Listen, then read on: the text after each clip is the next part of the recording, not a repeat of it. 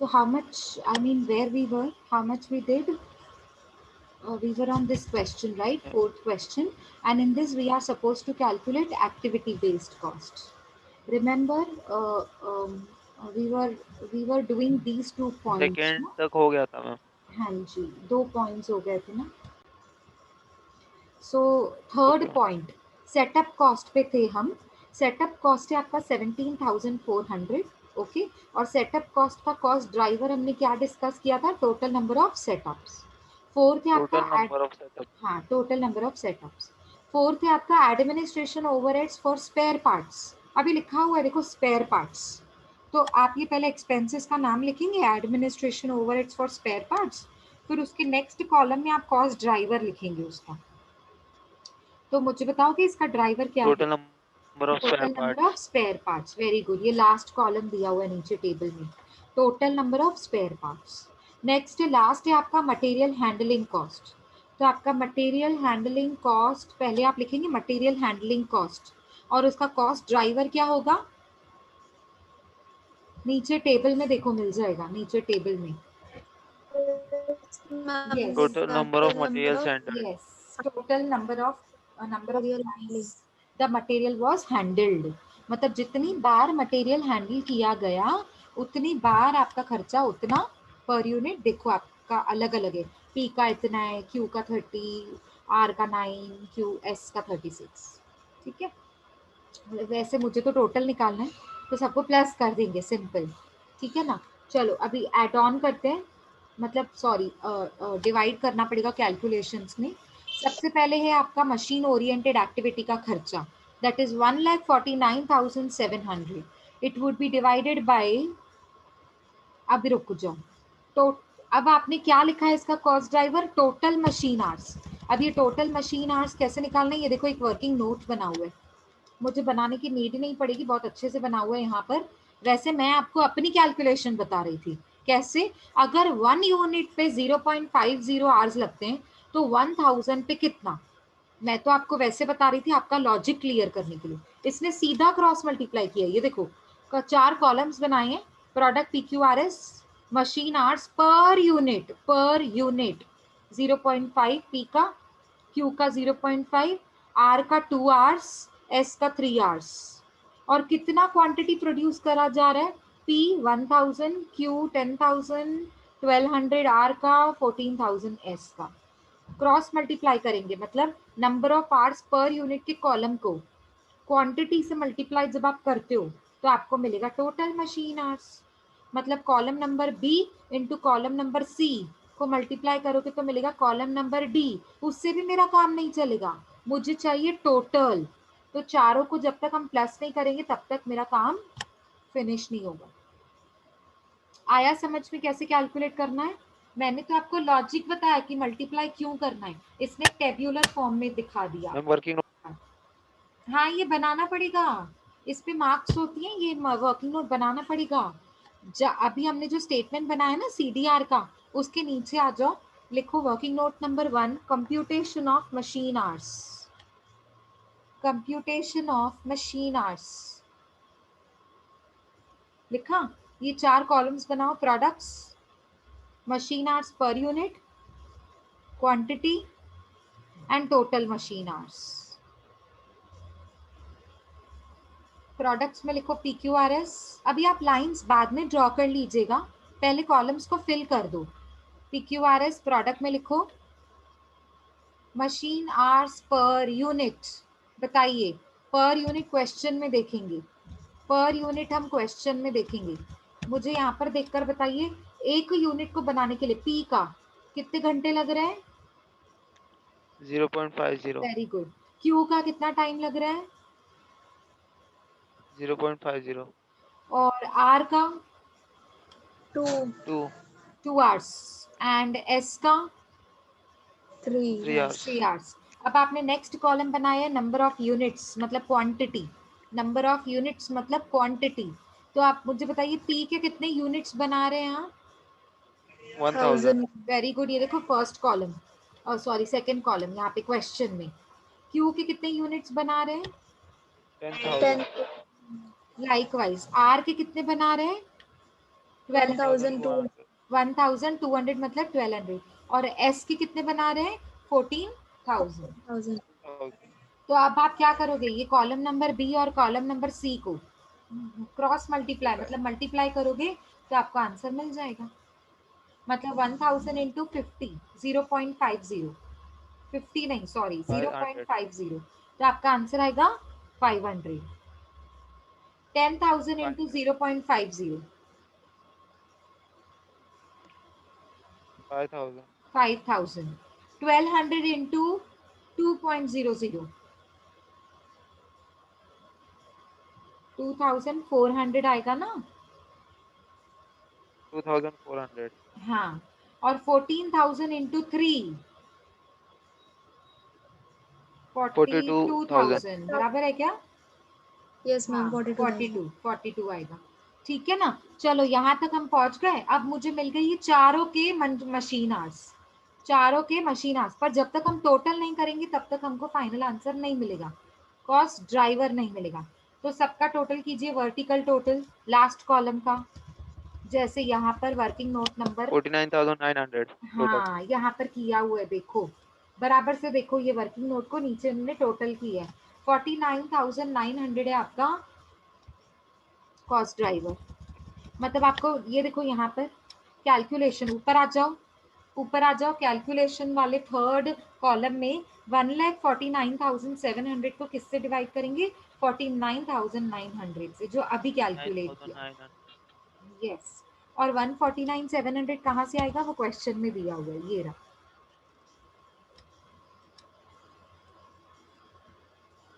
Ma'am CDR दोनों 3 को है डिवाइड करके आंसर कितना आया 3 3 आया ma'am. Yes very good 3। Next अब नेक्स्ट क्या है आपका overheads relating to ordering material कितना है आपके overheads relating to ordering material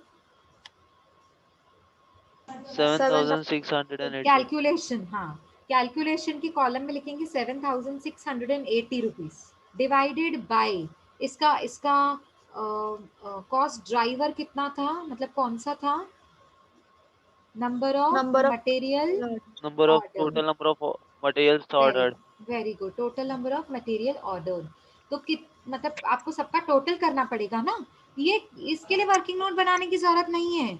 इसके लिए आप कैलसी में बस टोटल करते जाइए। देखिए ये वाले कॉलम का मुझे टोटल बताइए 3 + 12 + 3 + 12 24 और 6 मतलब 30 आएगा। तो आपको किसको किससे डिवाइड करना है 7,680 को 30 से डिवाइड करना है। तो मैम आंसर क्या है 256 हाँ आप इधर वेरीफाई भी कर सकते हो इधर 256 अपना आंसर राइट है। एनीवेज हम तो राइट ही कर रहे हैं इनफैक्ट कभी कभी टेक्स्ट बुक में प्रिंटिंग मिस्टेक हो सकती है।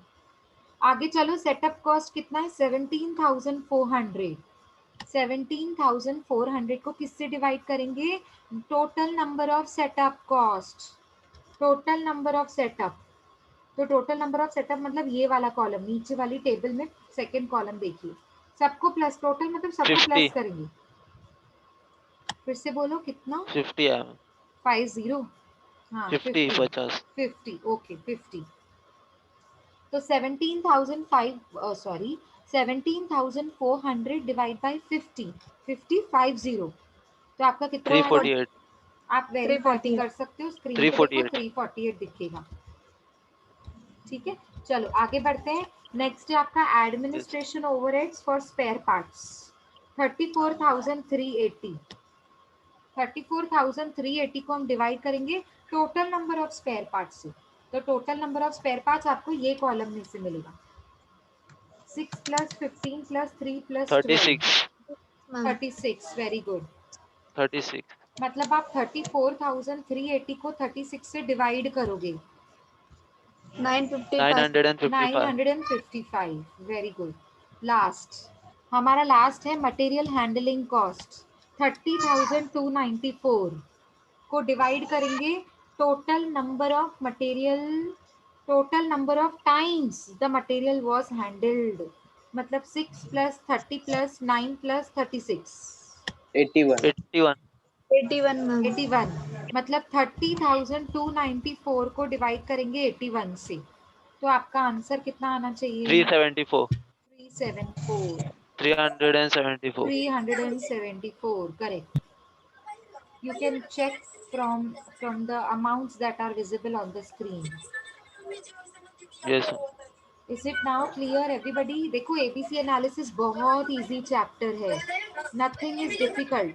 Only concept has to be cleared out. आपको concept बहुत अच्छे से समझ के लेना पड़ेगा, तो ही आपको समझेगा ना हम किसको किससे डिवाइड करेंगे, कौन सा किसका कॉस्ट ड्राइवर होता है. ठीक है. मैम जो डिवाइड के नंबर हो उसका क्वेश्चन में दिया रहेगा. नहीं, मैंने आपका डाउट नहीं समझा डियर, फिर से पूछो.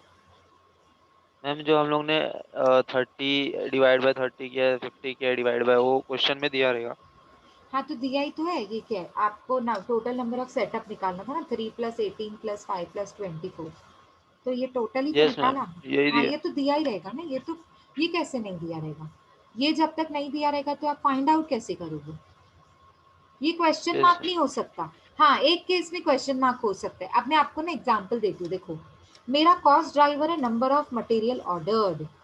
अब मैंने बोल दिया 3, 12, 3 क्वेश्चन मार्क, और मैंने बता दिया टोटल इज 30. Total is 30. तो आपको पता है ना कि क्वेश्चन मार्क को कैसे सॉल्व करने का. Yes ma'am. और एनीवेज अगर आप क्वेश्चन मार्क सॉल्व नहीं भी करते हो तो भी तो आपको 30 तो मिला हुआ रहेगा ना. यस डायरेक्टली जो वही मैम मुझे डिवाइड करेंगे. हाँ एग्जैक्टली. तो 30 तो मिला ही हुआ है ना. मुझे एक्स जो आर के बाद एस पूछा है, क्वेश्चन मार्क दिया है, तो उससे मतलब भी तो नहीं है. या फिर कभी कभी ऐसे देंगे. हाँ देखो कभी कभी ऐसे देंगे, number of material order P3, Q12, R3, S. S is 100% of 12. Sorry 100% of Q. 100% of Q. Q कितना है? 12. 12 ही लेंगे. हाँ 100% ऑफ Q. Q कितना है? 12. 100% ऑफ 12 इज 12. कभी कभी मतलब आप समझ रहे हो ना, वो देख कुछ ना कुछ यस मैम. तो हिंट तो देंगे ही ना. अभी जो मैंने बताई वो हिंट ही तो है. तो मतलब आपको 12 मिल गया, और 12 मिल गया तो टोटल भी मिल गया. 3 + 12 + 3 + 12, सो टोटल है आपका 30. 7680 को डिवाइड करो 30 से, आपका आंसर कॉस्ट ड्राइवर रेट का आ जाएगा. यस अभी मैम. क्लियर हुआ सबको? मैम 60%, 67% ऑफ 12 रहेगा तो क्या करने का? कितना परसेंटेज होगा? कितना बोला तूने महेंद्र? 67. हाँ तो आप कैल्सी में डालो, खुद करो, जो पूछा आप खुद करो ना. 12 का 67% बोला उसने, मतलब वो कभी कभी बोलेगा क्यू. 8.04. हाँ रुको ना. क्यू का 67%. तो 12 का 67%. अब आप मुझे बताओ कितना आ रहा है 12 इंटू 67%? 8.04. 8.04. तो 8.04 को सबके साथ प्लस करो. 3 + 12 + 3 + 8.04. टोटल कितना आ रहा है? टोटल कितना आ रहा है?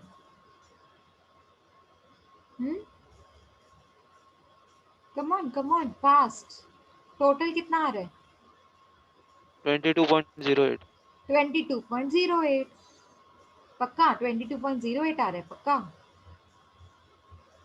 Yes ma'am. मैम 2 बार लेने का ना 8.04. नहीं 2 बार क्यों ले रहे हो? 2 बार क्यों लिया? अरे सुनो सुनो, वो बोल रहा है एस के ब्रैकेट में लिखा हुआ रहेगा 67% of Q. 67% of Q. Q का मटेरियल ऑर्डर्ड. तो क्यू का कितना है? 12. वो 12 ही है.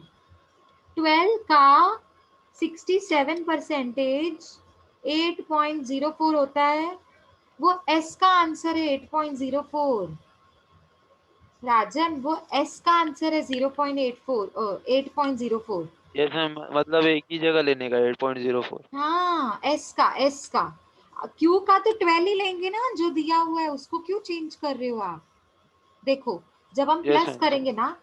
करेंगे ना, तो कैल्सी में कैसे डालेंगे? P का 3 प्लस Q का 12 करते जाओ. 3 + 12 प्लस R का 3, तो आप कैल्सी में डालो +3, और S का प्लस करोगे 8.04. तो अब बोलो आंसर कितना है टोटल? 26.04 26.04 हाँ, तभी तो मुझे डाउट आ रहा था 22 आएगा कैसे, 26.04 आ रहा है क्या, correct? Yes ma'am. Yes ma'am हाँ, तो अब आपने इधर देखो, नीचे यहाँ पर देखो, आपने यहाँ पे डिवाइड किससे किया था, ये देखो अमाउंट को 30 से डिवाइड किया था ना। महेंद्र सुन रहा है ना? Yes Mahendra, ma'am.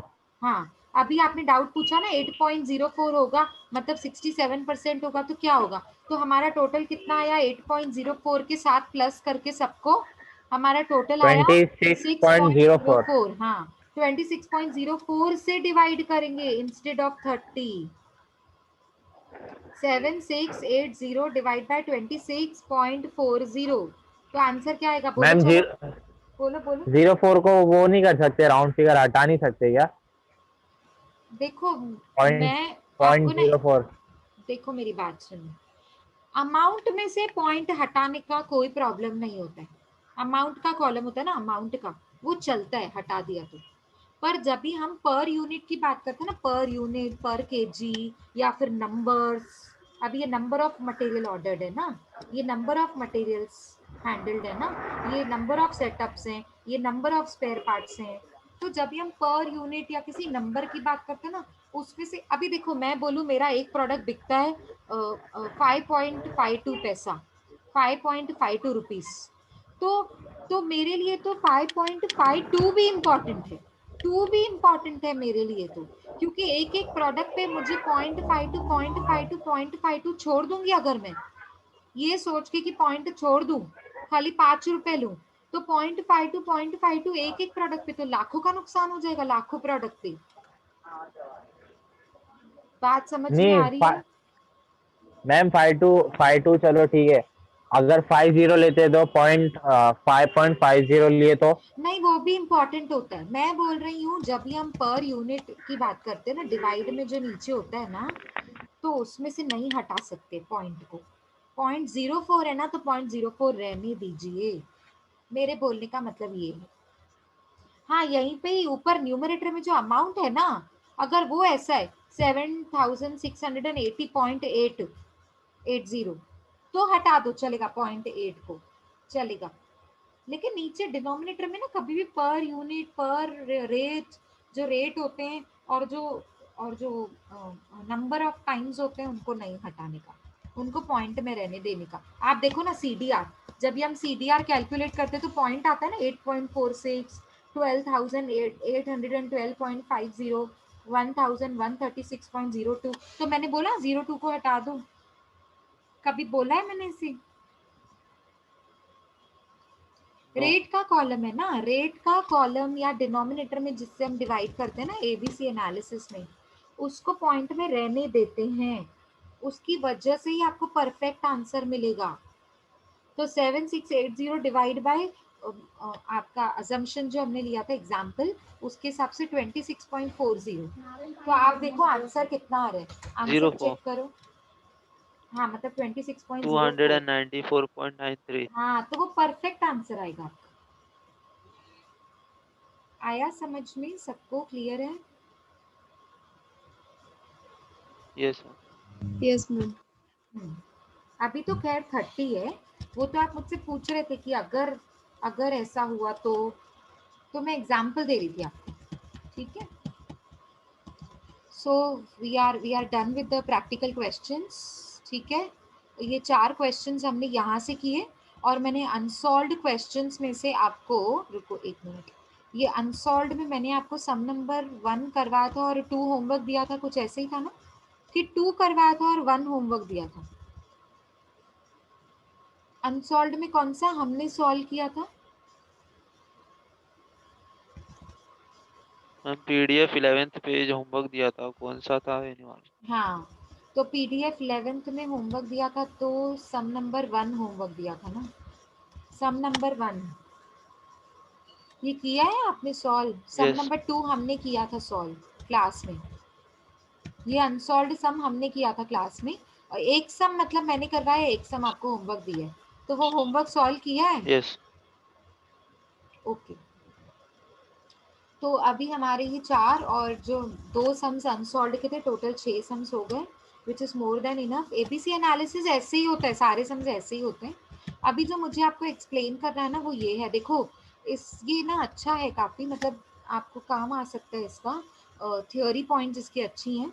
हमने पहले ही पढ़ा था, हाँ, ये अपने विपुल के टेक्स्ट बुक से जो मैंने आपको पीडीएफ शेयर किया है, उसमें types of activity, unit level, batch level, product level, facility level, तो ये उसके एग्जाम्पल्स दिए हैं, आप बाद में रेफर कर लेना ये एग्जाम्पल्स, ये मैंने आपको दिए थे लेक्चर के टाइम पे।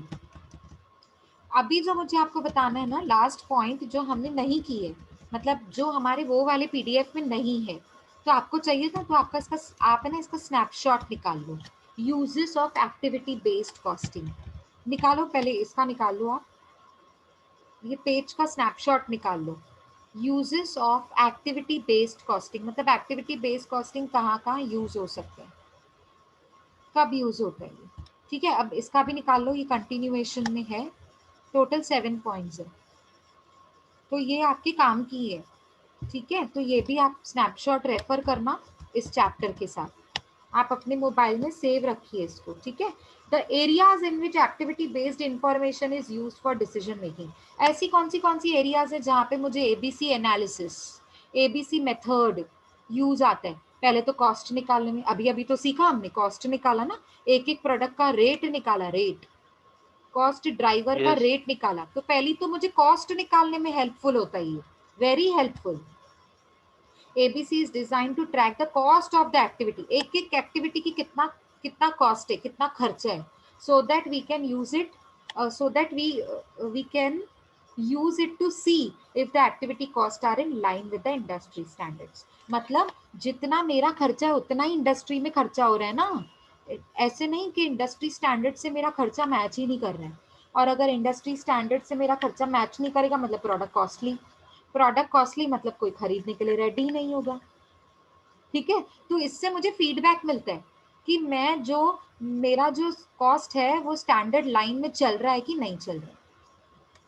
कस्टमर प्रॉफिटेबिलिटी, क्या कस्टमर मेरे से खुश है, कस्टमर को जो मैं सर्विस दे रही हूँ वो सर्विस लेवल कैसी है, प्रोडक्ट के रिटर्न्स कैसे हैं, मतलब बार बार डिफेक्टिव प्रोडक्ट तो नहीं आ रहा है मेरे पास रिटर्न होके, ठीक है। और मेरी मार्केटिंग एग्रीमेंट्स कैसी हैं, मतलब मैं कौन से लेवल पे मार्केटिंग कर रही हूँ, कौन से कस्टमर्स को टारगेट करती हूँ, बच्चों के लिए मेरा प्रोडक्ट है कि बड़ों के लिए है, यंग जनरेशन के लिए है कि सीनियर सिटीजन्स के लिए है, तो ये सब कुछ मुझे एबीसी एनालिसिस से पता लग जाता है, ठीक है। नेक्स्ट है आपका डिस्ट्रीब्यूशन कॉस्ट, भी आपको पता चल जाता है। डिस्ट्रीब्यूशन कॉस्ट का मतलब होता है गुड्स को बेचने का खर्चा। अब गुड्स को बेचना है तो डिस्ट्रीब्यूट तो करना पड़ेगा, गुड्स को डिस्ट्रीब्यूट करना है तो अलग अलग मेरे जो चैनल्स होते हैं, डिस्ट्रीब्यूशन चैनल्स, जैसे मैन्युफैक्चरर से होलसेलर, से मैन्युफैक्चरर से होलसेलर, होलसेलर से रिटेलर, रिटेलर से कस्टमर तक पहुंचना, तो ये मेरे अलग अलग चेन्स है ना डिस्ट्रीब्यूशन की, इन तक पहुंचना, इन तक पहुंचने के लिए भी तो खर्चा करना पड़ता है, आजकल तो अलग ही खर्चा होता है। ऑनलाइन एडवर्टाइजमेंट, ऑनलाइन एडवर्टाइजमेंट के लिए आपको इंटरनेट का कनेक्शन चाहिए, उसका खर्चा अलग, डिस्ट्रीब्यूशन चैनल्स तक पहुंचने के लिए खर्चा अलग, डिस्ट्रीब्यूटर्स तक, एजेंट्स, ब्रोकर्स आजकल ये भी होते हैं जो आपका गुड्स पहुंचाने में मदद करते हैं कस्टमर्स तक, कैटलॉग्स बनाना, पैम्फलेट्स बनाना एडवर्टाइजमेंट करने के लिए, तो ये सारे खर्चे होते हैं डिस्ट्रीब्यूशन कॉस्ट। ये भी मुझे एबीसी एनालिसिस में यूज, मतलब एबीसी एनालिसिस मुझे डिस्ट्रीब्यूशन कॉस्ट को कैलकुलेट करने में भी हेल्पफुल होता है। मेक और बाय, अभी आपने ना मार्केटिंग में सीखा होगा, मेक और बाय मतलब हमको ये प्रोडक्ट बनाना चाहिए खुद से कि ये हमको खरीदना चाहिए। अभी आप बोलोगे मैम हम तो प्रोडक्ट बेचने के लिए बैठे हैं ना, खरीदने के लिए थोड़ी बैठे हैं, हमारी तो कंपनी है, बेचते हैं हम प्रोडक्ट, हाँ, लेकिन बेचने के लिए पहले तो खरीदना पड़ेगा ना आपको। तो देखो दो तरीके होते हैं, एक मैन्युफैक्चरर होता है, एक ट्रेडर होता है। कभी कभी है ना मुझे, मैं अपनी बात कर रही हूँ, कभी कभी मुझे, मैं मतलब एक कंपनी की बात कर रही हूँ, मैं सबकी बात नहीं कर रही हूँ, कभी कभी किसी कंपनी का ना बजट नहीं होता है, अभी बजट नहीं था, आपने मशीन भी खरीद लिया, आपने फैक्ट्री खरीद लिया, लैंड खरीद लिया, लेबरर्स खरीद लिए, सब सब आपने मैनेजमेंट कर लिया सारा कुछ, अभी प्रोडक्ट ही अगर महंगे में बना तो कोई खरीद ही नहीं रहा है, मतलब मेरा नुकसान। तो बनाने में मेरा नुकसान है लेकिन खरीदने में मेरा नुकसान नहीं है। तो मैंने क्या सोचा, चलो मैं प्रोडक्ट मैन्युफैक्चर नहीं कर सकती हूँ लेकिन खरीद तो सकती हूँ ना होलसेल में। बने बनाए प्रोडक्ट मैंने होलसेल प्राइस पे खरीदे, दुकान सेटअप किया, शॉप सेटअप किया, वहां पर मैंने गुड्स को अच्छे से सजा कर रख दिया और अभी मैंने लोगों को बोला ये अभी आप मेरे पास स्कीम है, डिस्काउंट है और दिवाली ऑफर है, बम्पर ऑफर है, आप मेरे से गुड्स खरीदिए। बेच तो मैं अभी भी रही हूँ पर मुझे डिसीजन क्या लेना है कि मैं खुद से बनाऊं कि सिर्फ खरीद कर बेचूं। उसका भी मुझे डिसीजन एबीसी एनालिसिस से बहुत इजीली हो जाता है क्योंकि कॉस्ट पता चल जाती है ना प्रोडक्ट की। तो मैं समझ जाऊंगी ना कि मेरे बजट में वो कॉस्ट रुकती है कि नहीं रुकती है। अगर बना सकती हूँ मैं तो वो प्रोडक्ट बनाऊंगी और बेचूंगी, अगर नहीं बना सकती तो खरीद कर बेचूंगी। ठीक है। मार्जिन्स, अभी आपको पता लग गया कि आपके प्रोडक्ट की कॉस्ट कितनी है, तभी तो आप मार्जिन डिसाइड कर सकते हो। मार्जिन मतलब प्रॉफिट मार्जिन, कि कितना प्रॉफिट आप अर्न करना चाहते हो प्रोडक्ट में, एक प्रोडक्ट की लाइन में, सब्सिडरी में, कितने, कोई भी जितने भी आपके प्रोडक्ट्स हैं, एक एक प्रोडक्ट की कॉस्ट अलग अलग एक्टिविटी वाइज पता चल जाती है आपको। तो आपको कॉस्ट पता लगने की वजह से मार्जिन इजीली डिसाइड हो जाता है। 10% मार्जिन, 20% मार्जिन इजीली डिसाइड कर सकते हो। ठीक है। मिनिमम प्राइस मतलब सेलिंग प्राइस की बात कर रही है। मतलब आपने प्रोडक्ट को ऐसे सेल करना है so that to avoid higher prices in the market.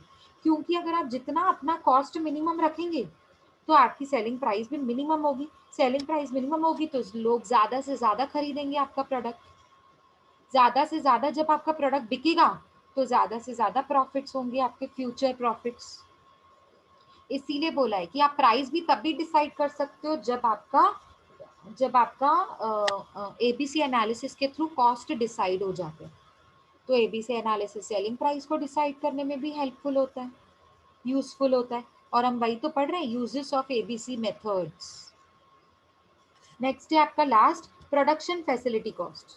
मतलब आपको ये भी पता चल जाएगा कि हमको कितने गुड्स एट अ टाइम कितनी प्रोडक्शन करनी है, मेरी कैपेसिटी कितनी है प्रोडक्शन करने की। ठीक है। या कितने ऑर्डर्स आए हैं, कितना मुझे प्लांट बेस्ड, मशीनरी बेस्ड कितनी मैं प्रोडक्शन कर सकती हूँ और कितनी मुझे प्रोडक्शन करनी चाहिए। ठीक है, क्लियर हुआ? Yes ma'am. ये ना आपके उस बुक में नहीं था, मतलब जो पीडीएफ जो मेरे पास बुक है ना, जो मैंने आपको पिक्स निकाल कर भेजे हैं, उसमें नहीं है वो ये वाला point, uses of activity based costing. So ये यहाँ से आप ज़रूर पढ़ना।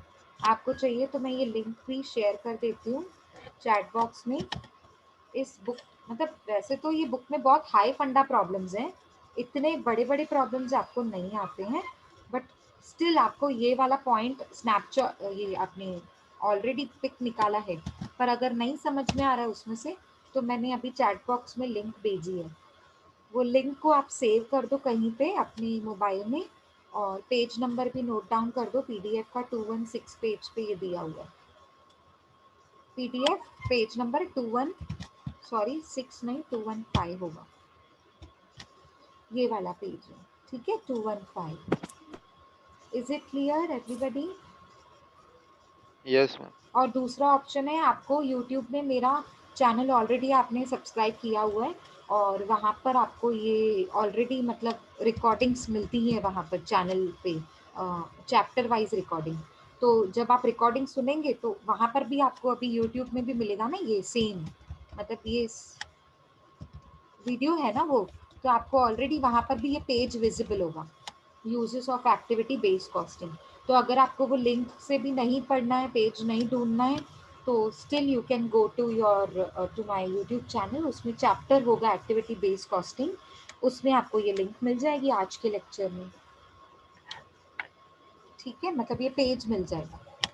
Is that okay? So finally we yes are done with chapter number 3 also.